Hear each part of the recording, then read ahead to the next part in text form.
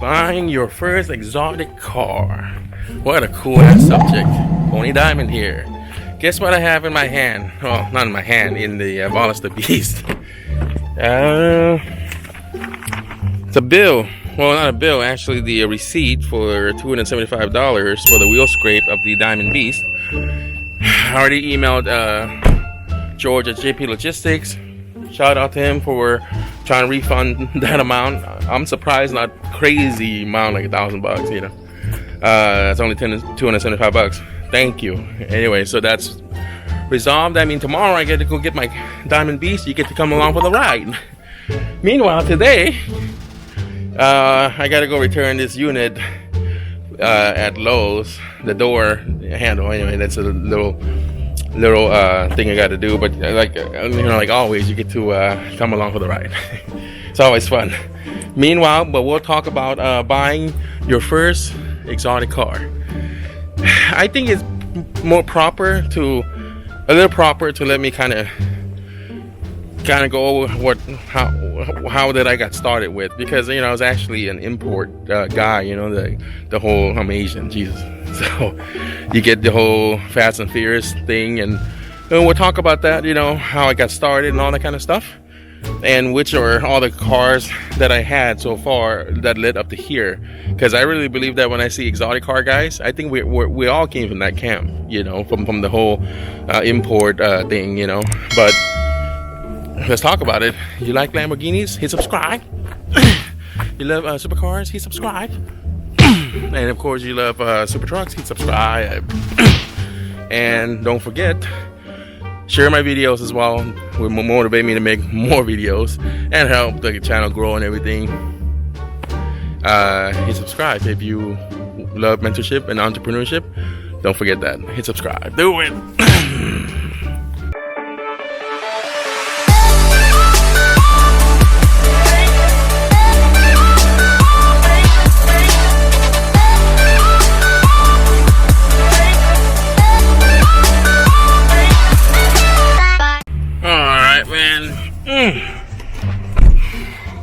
I wish I was in a Diamond Beast though, talking about this kind of stuff, but you know what, the Wallace the Beast would do. I remember it was like yesterday, man, that I've been chasing my exotic car, you know, buying my exotic car, first time buying an exotic car. I mean, it's such a pleasure and an honor to be part of to join the ranks, you know, of everybody else that I've seen on YouTube or even on the streets. You know, not that it happened very often, but it is something you get excited when you see like an exotic car, you know, on the road. Now keep in mind, guys, that this is all just my opinion, all right, even though some of it is factual from my experience. But again, it's, you know, I don't want to offend anyone or anybody, okay, but it's, you know, it's my opinion. But anyway, so I believe that everybody, I say everybody, I mean like people that are exotic car owners, you know. I really think that most exotic car owners all came from the car import scenes, you know. Because think about it, man, everybody's like souping up the cars, you know. A quarter of a mile, turn left onto 32nd Street Northwest. What? Changing the intercooler, upgrading the turbos, you know. What else do we do? Obviously intake, exhaust, those are like your normal first thing that you would do. And if you really want to go balls out, you have to rebuild the engine, right? Because it'll just blow you blow your engine. We call it knocking. You'll knock your engine. So what I'm really trying to do, I really think that the whole damn time we're just trying to make it a supercar. That's really it. And some people may disagree. Oh no, you know, it's not the same because, you know, those are from the factory and we're doing it ourselves. And I get all that. But you are trying to make it a supercar though. In fact, some of them go as far as changing the body, right? Like adding the body kit as crazy as you can. When I had mine, dude, like I had an Eclipse, you know, exactly the same one as Paul Walker had in the Fast and Furious 1. I had a yellow one, but exactly the same. Like look, the body kits from Blitz and all that, you know. In fact, I got so creative that I started changing, you know, the front and the back wouldn't be from the same same set, you know, you would start fucking with it on computer. That's exactly the way that the scientist, mad scientist Jesse did, just like that, you know. But we all came from that exotic car world. I'm sorry, imports, you know. But then the next level up is the Euro cars, right? The Euro cars. Now, I never had the pleasure and the honor to go there because I never really had a lot of money. Even when I was doing all the car import stuff, in a way I would cheap out, you know. I never really have enough money or liquid enough, you know, to go balls out, you know. If I had to do something major, like an engine, you know, like rebuild your engine and all that kind of stuff, Next, right onto that'll take me a while. Those were the days. Speaking of the devil, look at that. Shout out to the Subaru guys. You guys always drive fast, man, on the road. Go crazy all the time and loud as exhaust. Shout out to you guys. So yeah, so buying your first exotic car, it's quite an experience, you know. I mean, I remember so we go back a little bit, right? The whole Audi R8 Spider V10, that was exciting, you know, knowing that it's on tomorrow. I'm gonna take delivery, you know. They basically, it's in a transport, you know, to get to my house in San Diego at the time. Now, hey, keep in mind that you know, buying your first exotic car does not mean you got to go balls out, right? Just means you're trying to get your feet wet, you know, see what it feels like, kind of actually have it, and dealing with it day in, day out, you know. Now, just so you guys know, we're not going, you know, to talk about like bringing in something like Acura NSX from like the 90s or something like that, right? We need to be a little bit moderate here. A little bit modern, but not too new where it's out of reach, you know.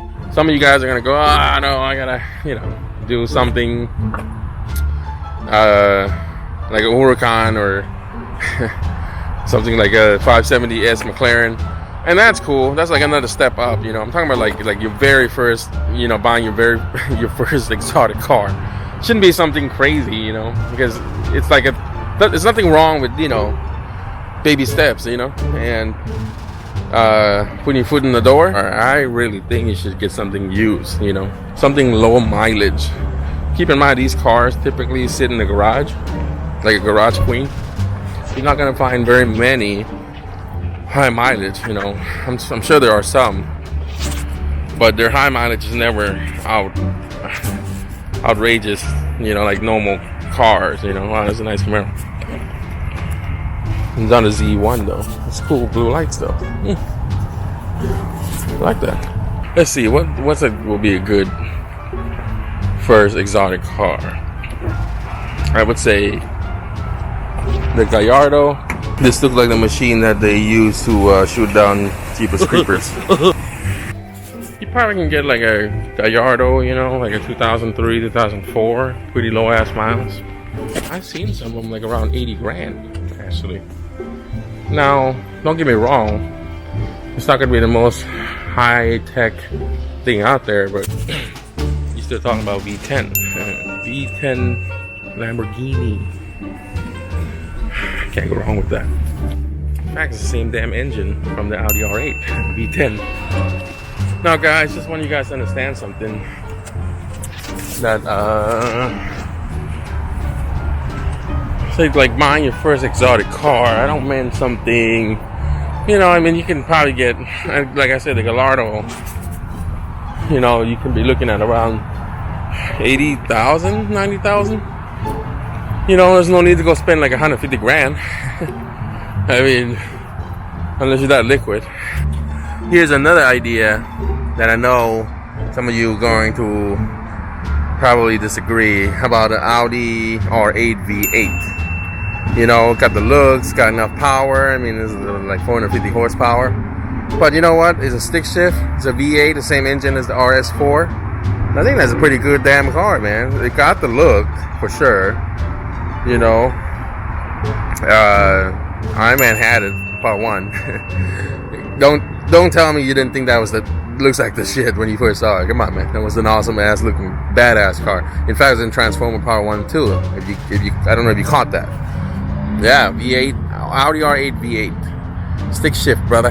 That's the one, man. Like, in fact, I'm thinking about getting it for an everydayer instead of driving around with this, you know, Volk the Beast. All right, so this one's a little bit like from the left field. How about like a Nissan GTR? I know, it's a Nissan. I get it. Is that an exotic car? Maybe not by the brand. You know, it's not known for exotic car prowess. But you know what? Then when the car first came out, it destroyed everybody. In fact, I saw the GTR the other day on the freeway. Like, it's badass, dude. It's all black and shit. So yeah, get like a used one. I think you can find one. Haven't looked lately, but maybe 65 grand. Sure, you look hard. A little higher mileage, maybe 60. You probably can find one. You know, like I said, I haven't looked, so if I made a mistake, forgive me. But I'm thinking 60, 70, easy. Like a pre-owned used one, you know. The one that didn't get beat up in the interior is not that special. Just know that going in. But dude, the GTR is definitely one of those cars that exotic car guys were afraid of when it first came out. Right now, not so much. When they came out with the Huracan, that kind of destroyed the GTR in a way, you know. But that car was destroying like Audi R8s, dude. You know, so kind of make Audi R8 look bad. Actually, that's when the Audi had to really adopt the Huracan power. At this point, is like the same as the Huracan, yeah, the power. But yeah, Nissan GTR, man, that's a nice one. That's another good one. I know that's from the left field, kind of left field, you know. But I figured I'd throw that in there. What about like Corvettes?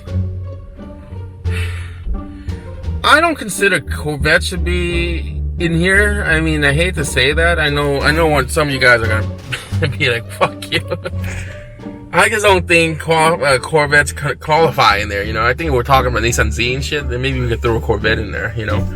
Unless we're referring to Corvette ZR1, you know. ZR1, maybe Z06, like a huge maybe, but talking about like ZR1, where it's a little special, you know. But let's leave the Corvette out of this one for now, because I'm talking about like something where it makes you feel super special. Something that makes you feel super special, you know. Like Nissan GTR makes you feel special, right? Audi R8 V8 makes you feel special. You know, Gallardo makes you feel special. He's a little bit on the borderline oldies but goodies, but it still has that V10 engine that they're still using on the Huracan, believe it or not. Did you know that? I won't throw Vipers in there because it's too old school, you know, of a technology. What else? You want to jump up a little bit, you could go for Audi V10, you know, Audi R8 V10. That's the same engine, the Lamborghini engine as well. So as you can see, we're talking about, you know, cars that makes you feel like you're a step up, you know, despite that it's pre-owned, and despite that you may not be, you know, running up there like 150 grand, 200 grand, you know. But it's a nice way to get your foot in the door, man. That's all I gotta say. Get your feet wet, sea legs. Like I said, it's got to be a bit modern, a bit, you know, kind of have your moderate sizzle. How about a BMW i8? I swear I saw a kind of like a pre-owned one, around 70, maybe 65 even. Unless my eyes were deceiving me. You know, BMW i8, man, that's not a bad way to go. You know, it's not the fastest thing out there, but it looks fucking badass. You know, it's on the road, on the freeway. I see people pulling out cameras, you know. That's another idea right there. A used, pre-owned, low mileage BMW i8. I don't know exactly the year, but I don't think they look any different in terms of the year design goes. So yes, that one should be in this mix. Alright guys, thank you for watching buying your first exotic car.